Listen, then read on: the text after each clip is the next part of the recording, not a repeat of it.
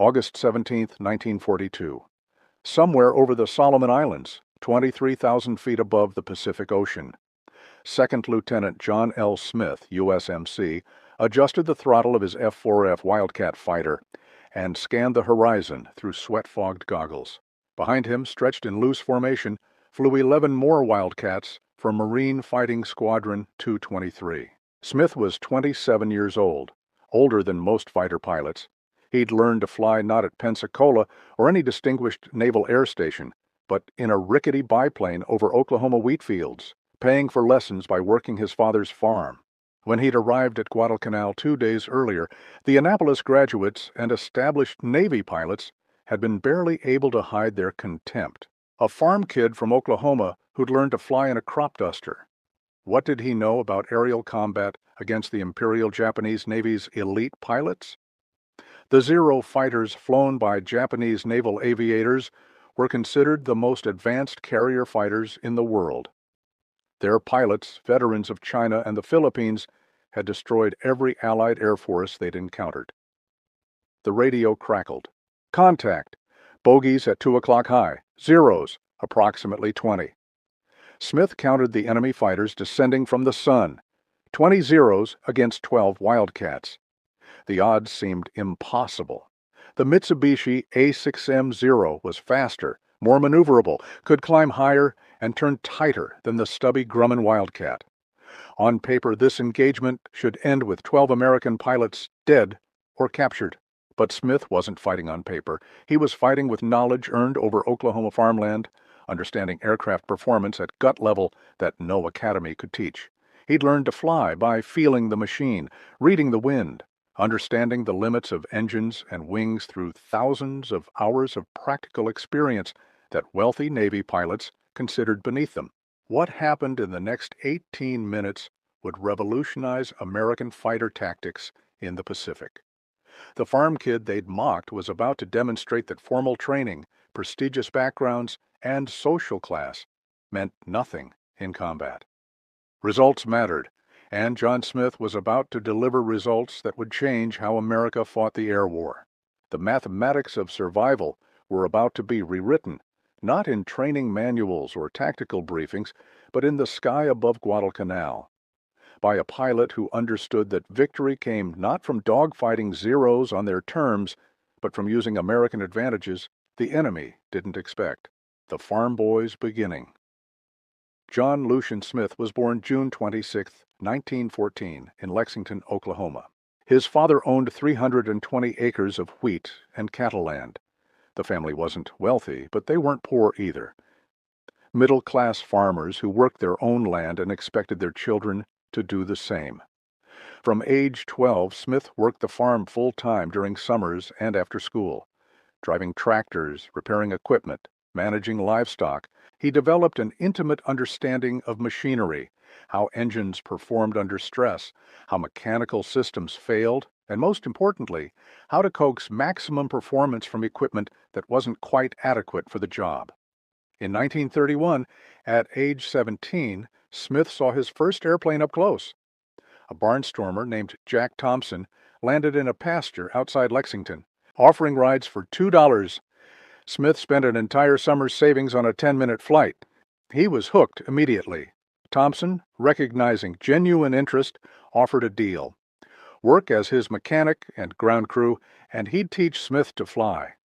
For the next 2 years, Smith worked Thompson's air shows, learned basic maintenance, and accumulated flight hours in a 1927 Travel Air biplane held together with wire and hope. This education, rough and practical, taught Smith things formal flight training often missed. He learned to fly with marginal equipment. He learned to compensate for engine problems mid-flight. He learned to read weather by feel. He learned that expensive, sophisticated equipment wasn't necessary if you understood basic principles thoroughly.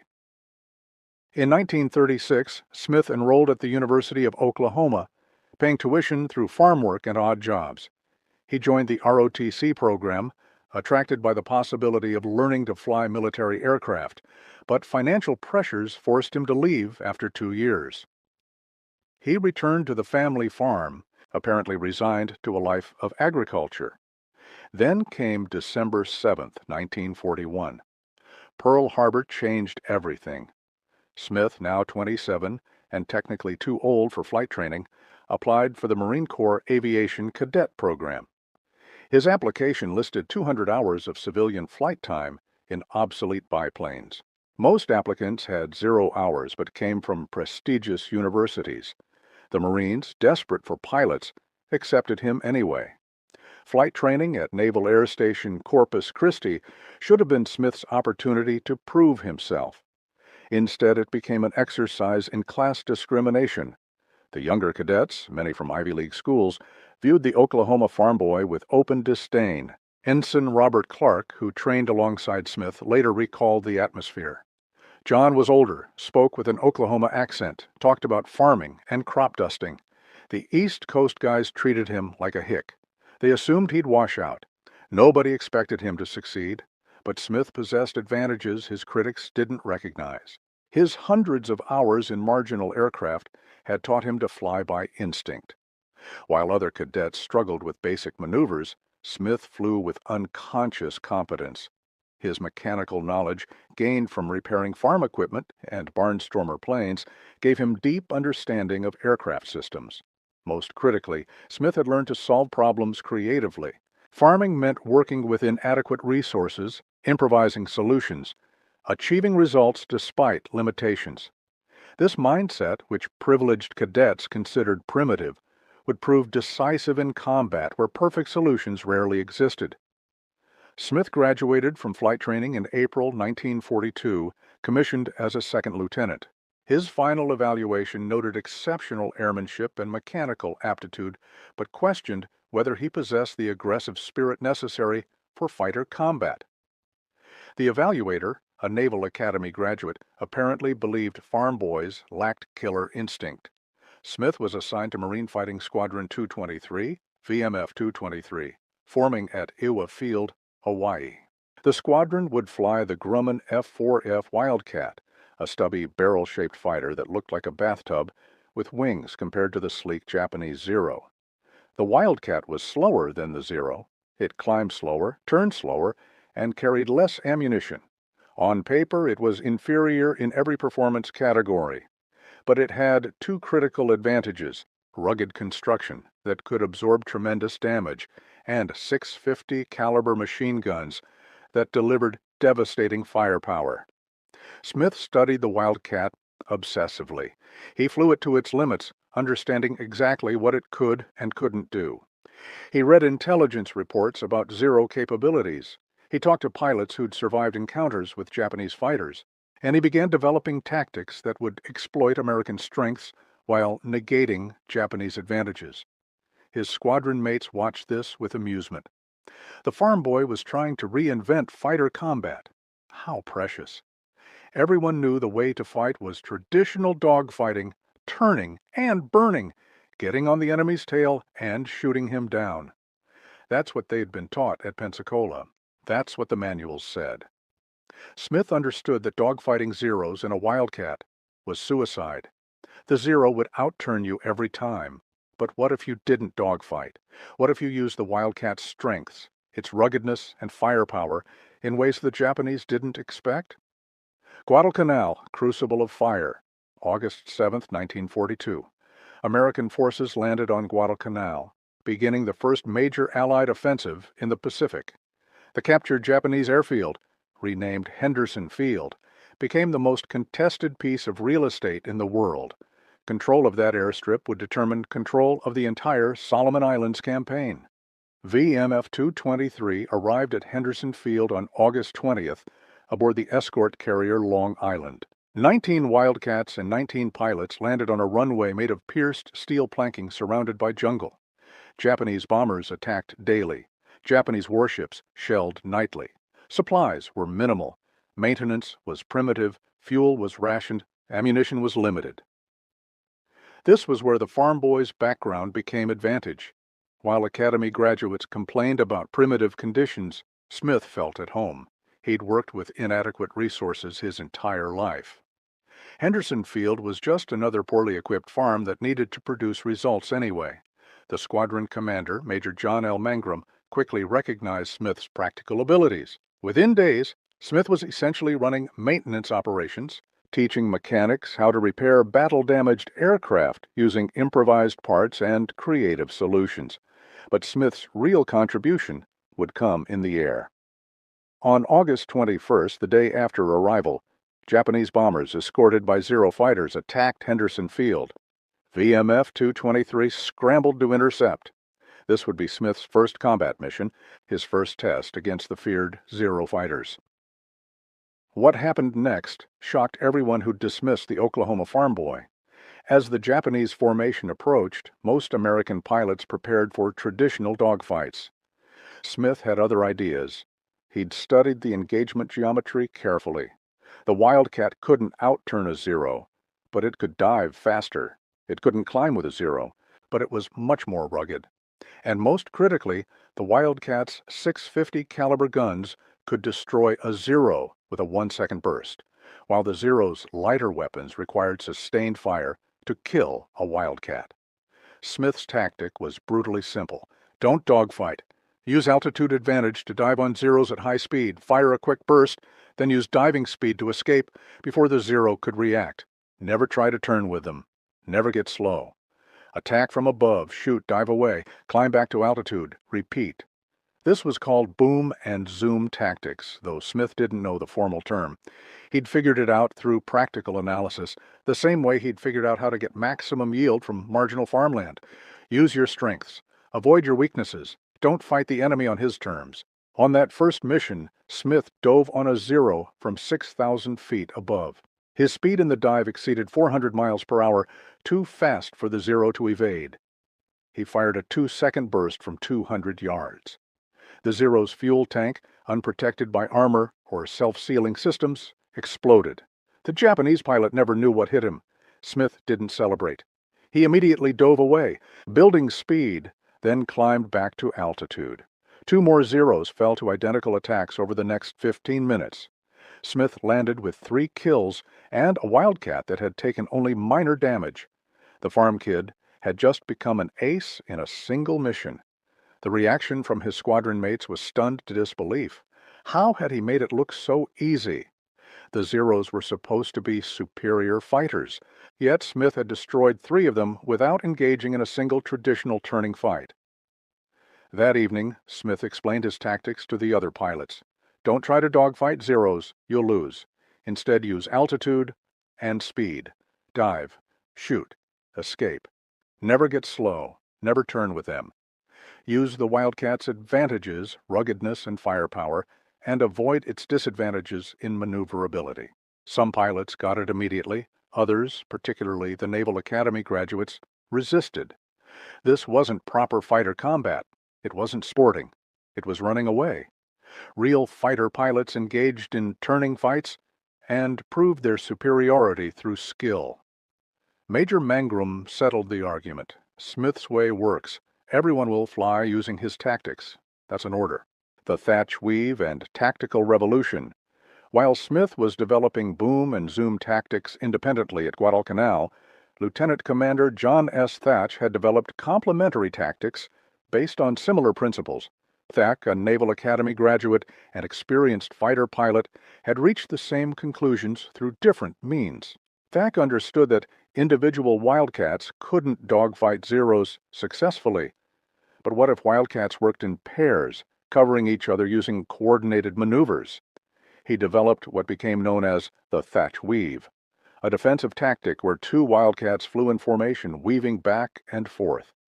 When a Zero attacked one Wildcat, it would fly into the guns of the other.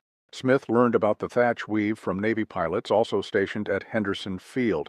He immediately recognized its value and began teaching it to VMF 223.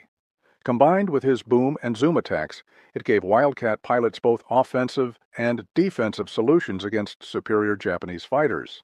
The real breakthrough came when Smith combined these tactics with another farm boy insight.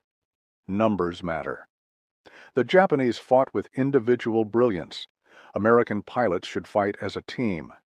Smith organized his squadron into divisions of 4 aircraft, 2 pairs flying the Thatch Weave. These divisions would attack together, supporting each other, creating multiple threats the Japanese had to respond to simultaneously.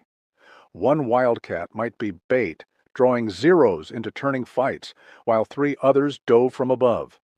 This was agricultural thinking applied to aerial combat. On a farm, you don't try to outwork the weather or the soil. You work with other farmers, share equipment, coordinate efforts, achieve through cooperation what you can't achieve alone. Japanese fighter tactics, rooted in samurai tradition, emphasized individual skill and personal honor. Pilots sought one-on-one duels to prove their superiority. Smith's tactics made individual skill irrelevant by ensuring Japanese pilots never faced Americans one-on-one. The results were immediate and devastating. In the week following Smith's first combat mission, VMF 223 shot down 23 Japanese aircraft while losing only 2 Wildcats. The loss ratio, nearly 12-1, shocked Japanese commanders who'd become accustomed to easy victories. Admiral Yamamoto Isoroku, commander of the combined fleet, received reports of the new American tactics with concern. His diary entry from August 29th noted that American fighters at Guadalcanal have changed their methods. They no longer engage in traditional combat. They attack from altitude with surprise, then disengage before our pilots can respond. Our superiority in maneuverability is being negated. Japanese pilots complained bitterly about American cowardice. The Americans wouldn't fight honorably. They attacked from above and ran away. They refused to engage in proper dogfights. This was not warrior behavior. Smith's response, when told of Japanese complaints, was pragmatic. I'm not here to fight honorably. I'm here to win. Dead heroes don't help anyone. This attitude, crude by Naval Academy standards, reflected farm boy practicality. On a farm, you didn't plant crops in the way that looked most elegant. You planted in the way that produced the most yield. Combat was no different. If you haven't subscribed yet, you're missing out on stories like this one. Real history about real people who changed the world not through privilege or prestige, but through practical wisdom and courage. Hit that subscribe button right now, because what happens next in John Smith's story gets even more incredible. We're just getting started. September 1942, The Perfect Mission. September 9, 1942, began like most days at Henderson Field. Japanese bombers would attack around noon, escorted by Zeros. American fighters would intercept. Both sides would lose aircraft. The grinding attrition would continue, but this day would be different. Smith had been promoted to captain and given command of VMF 223 after Major Mangrum was wounded. Now he could implement his tactical ideas fully without resistance from skeptical senior officers. At 11:30 hours, Coast Watchers reported Japanese bombers approaching from Rabaul. 27 Betty bombers escorted by 18 Zeros. VMF 223 and VMF 224 scrambled 24 Wildcats total to intercept.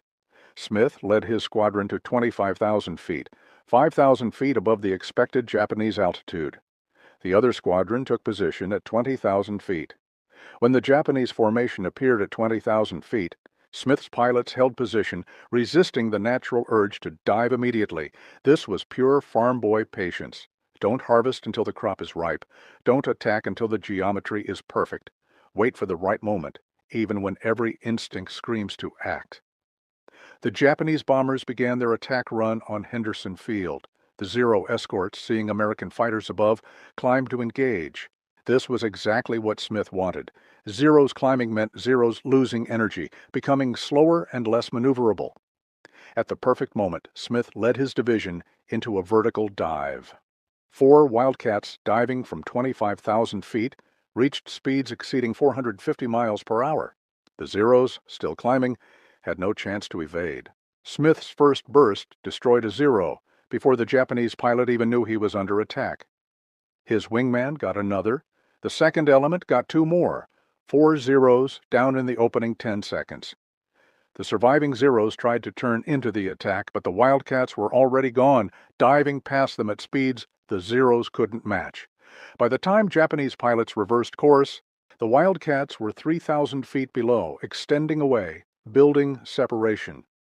Meanwhile, the 2nd American Squadron dove on the now unescorted bombers. The Betty bombers, designed for range rather than protection, had virtually no armor and unprotected fuel tanks. They were flying Zippo lighters waiting for a spark. In the space of 4 minutes, 11 Betty bombers were destroyed. 7 more were damaged and would crash before reaching Rabaul. Of 27 bombers, only 9 returned to base. The Zero escort lost 9 fighters. Not a single American fighter was shot down. Smith landed at Henderson Field with his 6th and 7th kills. But the real victory wasn't his personal score. It was the demonstration that his tactics, when executed properly, could achieve overwhelming results against supposedly superior enemy forces. The mission report, forwarded to Admiral Chester Nimitz at Pacific Fleet Headquarters, created immediate interest. Here was proof that American fighters could dominate Japanese fighters despite equipment disadvantages.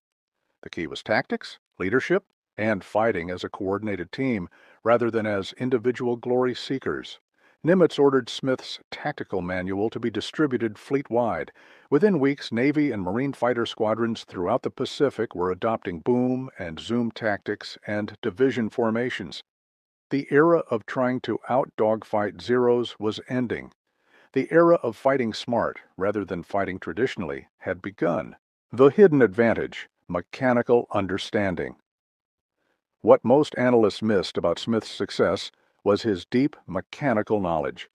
This wasn't just about tactics. It was about understanding aircraft performance at a level that formally trained pilots rarely achieved. Smith knew from his barnstorming days exactly how engines performed under different conditions. He understood that the Wildcat's Pratt and Whitney R-1833 radial engine could tolerate abuse that would destroy the Zero's Nakajima Sakai engine. In a dive, Smith would push the Wildcat past its redline limitations, achieving speeds the aircraft wasn't designed for. The rugged American radial engine could handle this briefly. The highly tuned Japanese engine couldn't. This gave Wildcats a critical speed advantage in the attack phase. Similarly, Smith understood fuel management in ways Academy pilots didn't. Flying over Oklahoma farmland, running out of fuel meant crashing in a field and explaining to his father why the airplane was broken. Smith had learned to extract maximum range from minimum fuel through precise throttle management and mixture control. At Guadalcanal, fuel was critically short. Japanese submarines and air attacks made resupply dangerous. Most pilots landed with fuel gauges showing empty. Smith routinely landed with 5 to 10 minutes of fuel remaining, which in combat situations could mean the difference between getting home and ditching in the ocean. His mechanical knowledge also made him invaluable for maintenance. Henderson Field had minimal spare parts and no proper repair facilities. Smith's experience fixing farm equipment and barnstormer planes translated directly to keeping Wildcats flying with improvised repairs. Engine problems that would ground an aircraft at a proper naval air station were fixed at Henderson with parts scavenged from wrecks, jury-rigged solutions, and creative mechanical improvisation. Smith personally supervised repairs that kept VMF 223's operational rate higher than any other squadron at Guadalcanal. Captain Marion Carl, another Marine ace at Guadalcanal, later wrote that John Smith was the best pure pilot I ever knew.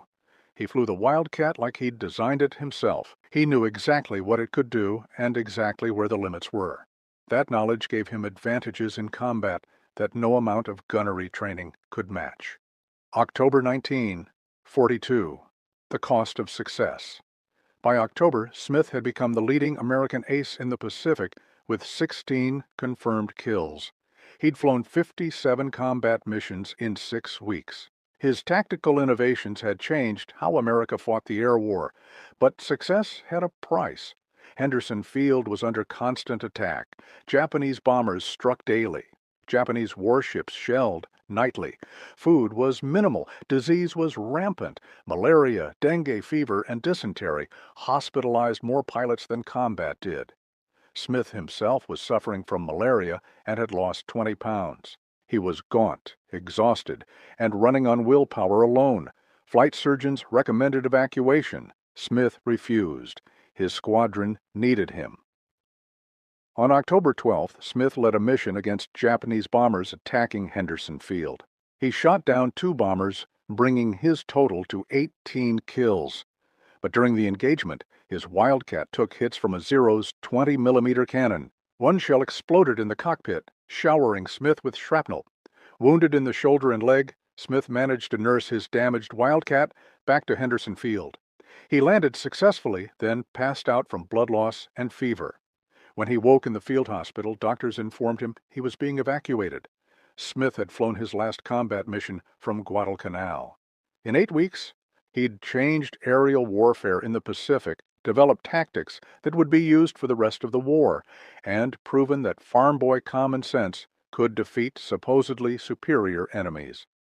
His Medal of Honor citation, presented months later, credited him with 16 confirmed kills. The actual number was certainly higher, but Smith had never cared about personal glory. He cared about winning, about getting his pilots home alive, about achieving objectives with the resources available. Major General Alexander Vandegrift, commanding the 1st Marine Division at Guadalcanal, wrote to Smith's parents that your son's courage and tactical brilliance saved countless American lives. He taught us how to fight an enemy we believed was invincible. The farm boy from Oklahoma became the teacher of admirals, the mockery remembered. After evacuation from Guadalcanal, Smith returned to the United States in December 1942. He was promoted to major and assigned as an instructor at Marine Corps Air Station El Toro, California. His job was teaching new fighter pilots the tactics he'd developed in combat. The irony wasn't lost on Smith. The same people who'd mocked him as a farm kid now wanted him to train their sons and nephews. The Naval Academy graduates who'd considered him beneath them now studied his tactical manuals.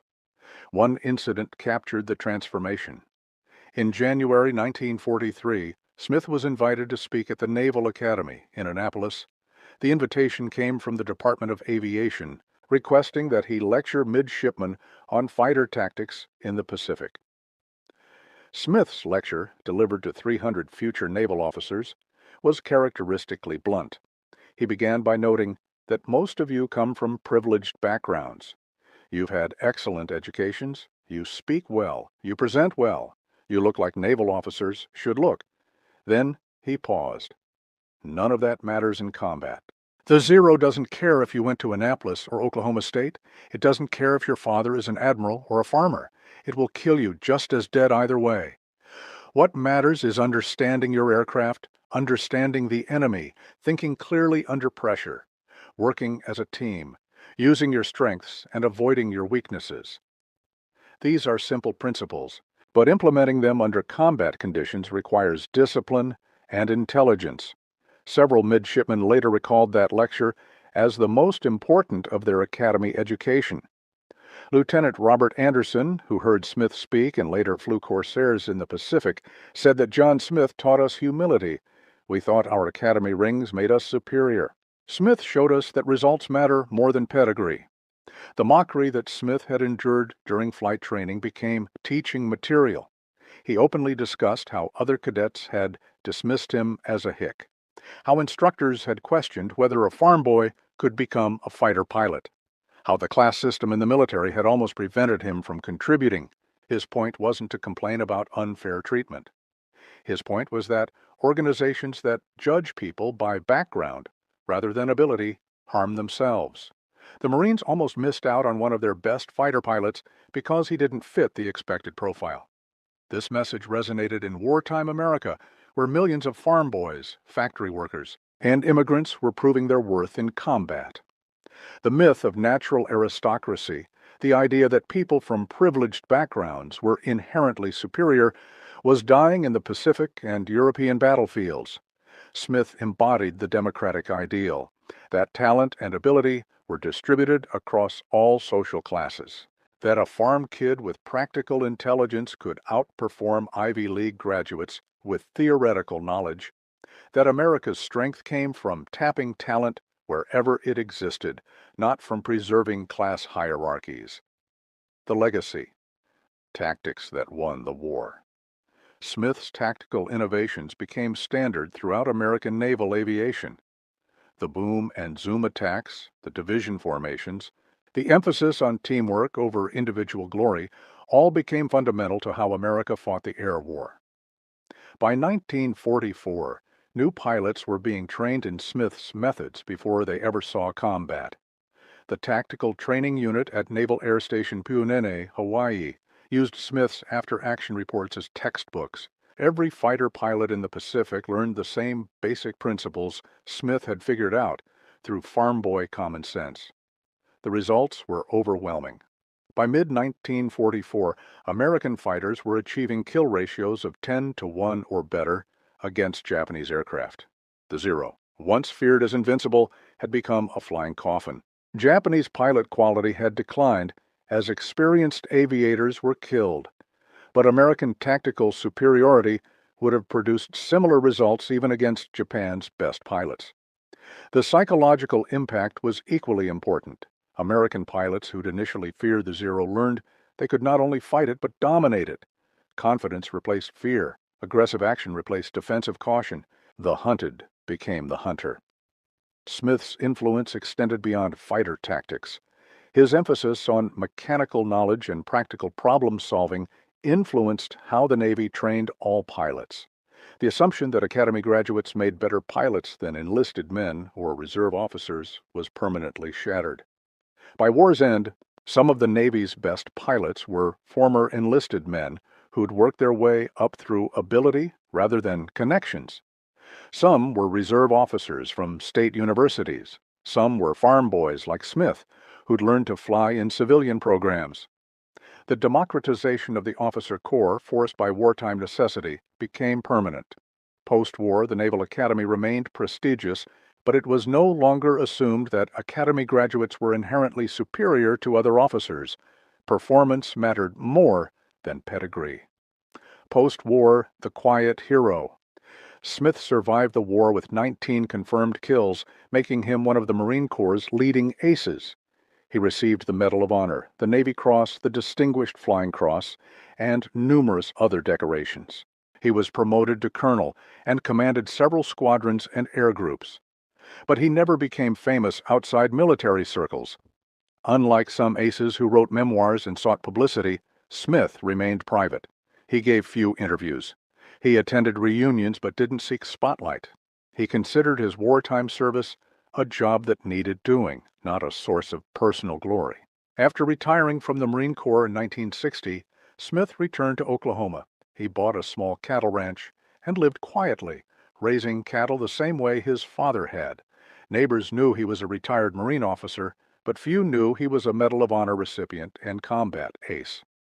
In 1973, a researcher writing a book about Guadalcanal tracked Smith down.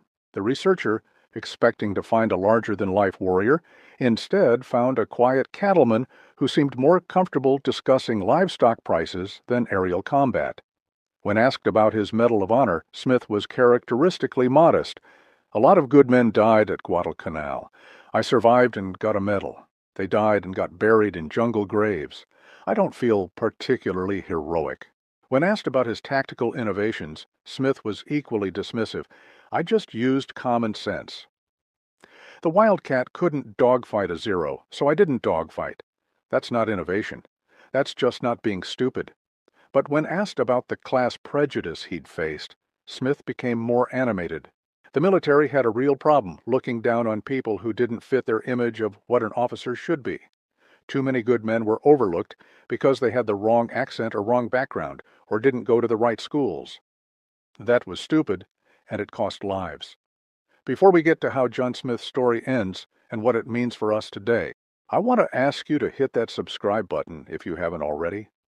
This channel exists to tell the stories of people like Smith who changed history not through privilege, but through ability and determination. Every subscription helps us bring you more forgotten heroes and untold stories. Subscribe now and let's keep learning together. The final accounting. What did John Smith actually accomplish? Beyond his personal kill record, beyond his decorations, what was his lasting impact?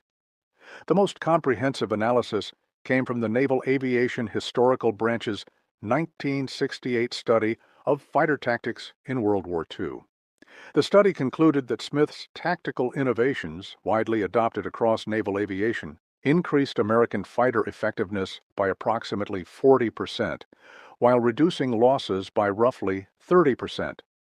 Translated into human terms, Smith's tactics probably saved several thousand American pilot lives during the Pacific War. His emphasis on coordinated teamwork prevented the horrific loss rates that characterized early Pacific fighting, where individual American pilots tried to dogfight superior Japanese fighters.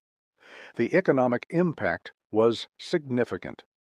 Each fighter pilot cost approximately $100,000 to train, roughly $1.5 million in current dollars. Each aircraft cost about $50,000. Smith's tactics, by reducing loss rates, saved hundreds of millions in training and equipment costs. But the real impact was strategic. Smith proved that American pilots and American aircraft could defeat Japanese forces despite technical disadvantages.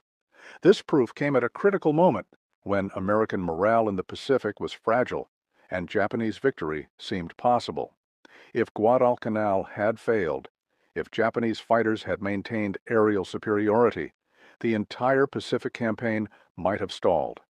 Smith's success demonstrated that Americans could learn, adapt, and overcome challenges that initially seemed insurmountable. The timeless lessons. John Smith died on June 4, 1972, at age 57, from a heart attack while working cattle on his ranch. His obituary in the Lexington newspaper noted his Medal of Honor, but devoted more space to his community service and ranching activities. Most readers had no idea they'd lost one of World War II's most important fighter pilots, but Smith's legacy endures in the lessons his life teaches. These lessons transcend military history and speak to fundamental questions about talent, ability, and social class. First, talent exists across all social strata. Smith's abilities weren't created by privilege or expensive education. They came from practical intelligence, mechanical aptitude, and the kind of problem-solving skills that farm life develops. Organizations that recruit only from elite backgrounds limit their talent pool unnecessarily. Second, practical experience often beats theoretical knowledge. Smith's hundreds of hours flying marginal aircraft over Oklahoma farmland taught him more about flying than many pilots learned in formal programs. Hands-on experience, particularly experience dealing with inadequate resources, creates capabilities that classroom learning can't match. Third, innovation comes from questioning assumptions. Smith didn't accept that dogfighting was the only way to fight. He questioned the assumption, analyzed the problem, and developed new solutions. This willingness to challenge conventional wisdom, easier when you're an outsider who wasn't indoctrinated into that wisdom, enables breakthrough thinking.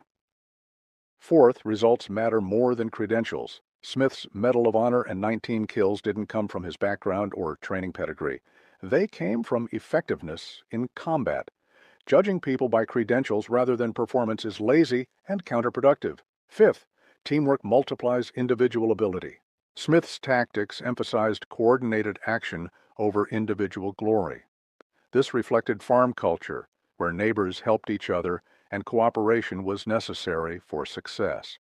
American military culture, influenced by Smith and others like him, became more team-oriented and less focused on individual heroics. These lessons apply far beyond military aviation. Businesses that recruit only from elite universities miss talented people from state schools and community colleges. Organizations that value credentials over demonstrated ability limit their access to talent.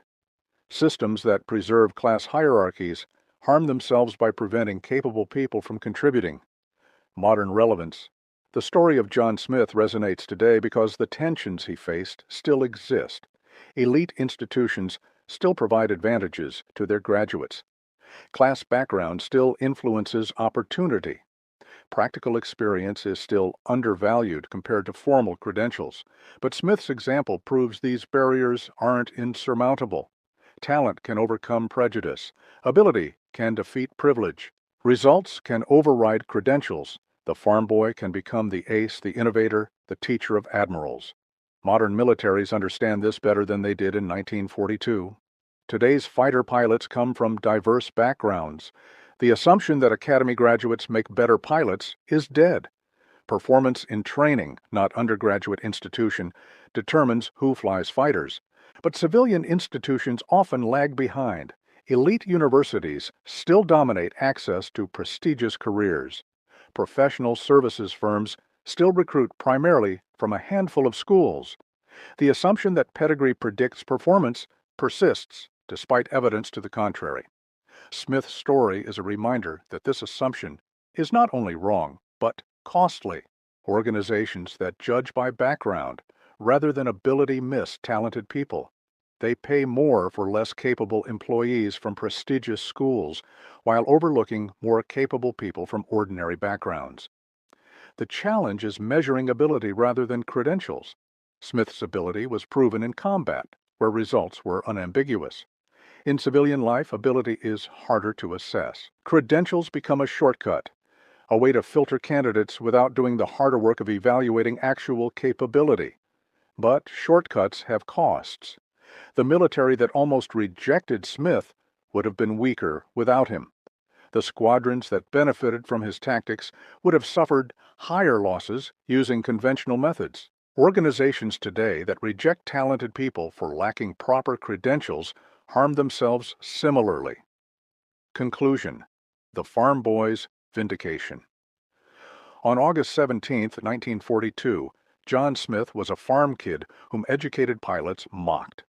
By October, he was the leading American ace in the Pacific and the developer of tactics that changed aerial warfare. The transformation took 8 weeks and was purchased with courage, intelligence, and farm boy common sense. The men who'd mocked him learned their lesson. Some learned it from his tactical manuals. Some learned it from the kills marked on his Wildcat's fuselage.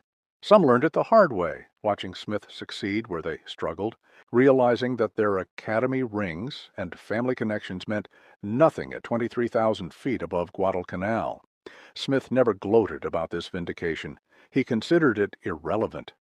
The mission was defeating Japan, not proving farm boys could fly fighters. Personal vindication was a distraction from that mission, but vindication came anyway, not through Smith's words, but through his results. 19 confirmed kills, Medal of Honor, tactical innovations that saved thousands of lives. The proof was overwhelming. The farm kid they'd mocked had changed the war. The irony is perfect. The Naval Academy graduates who dismissed Smith as unqualified ended up studying his tactics. The wealthy pilots who considered him a hick ended up flying using his methods.